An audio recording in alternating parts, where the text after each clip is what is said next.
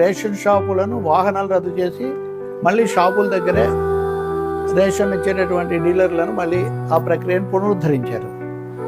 జగన్మోహన్ రెడ్డి హయాంలో అనవసరంగా వాహనాలు పెట్టారు. దీనివల్ల ఏమీ హోమ్ డెలివరీ ఇంటింటికి ఏం రాలేదు. కానీ మాఫియా విపరీతంగా పెరిగిపోయింది. ఎప్పటిలాగే డీలర్ షాప్ దగ్గర ఇస్తాము అని చెప్తున్నారు. వెంటనే క్యూలు కూడా మొదలైపోయాయి. ఏమైనా ప్రజల కోణంలో చూసినప్పుడు మటుకు ఇంటికి దగ్గరలో ఇవ్వడం అన్నది చాలా మందికి, ముఖ్యంగా రోజువారీ పనులు చేసుకొని బతికే వాళ్లకు, పేదలకు అది సదుపాయంగా ఉండింది. నదులు మనవరు అంటున్నట్టుగా ఇంటింటికి వచ్చారా లేదా వీధిలో ఒక చోట పెట్టి అక్కడికి రమ్మన్నారా, కానీ దానికి ఒక ఖచ్చితమైనటువంటి ప్రాతిపదిక ఒక పద్ధతి ఏర్పడింది. ఇంకోటి ఏమో క్యూలు. ఇప్పుడు ఎప్పుడైతే మీరు డీలర్ అన్నారో, డీలర్కు ఇది ఒక్కదాని మీద వాడు బతికే పరిస్థితి ఉండదు.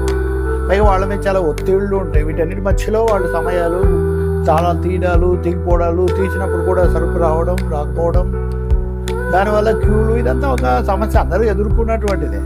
ప్రజలకు ఏదైతే ఎక్కువ సదుపాయంగా ఉందో దాన్ని రద్దు చేయడం అనేది ఎప్పుడు ప్రభుత్వాలు చేయవలసిన పనిగా చక్కదిద్దవచ్చు. వాలంటీర్లను తీసేయడం అన్నది మొదటిది.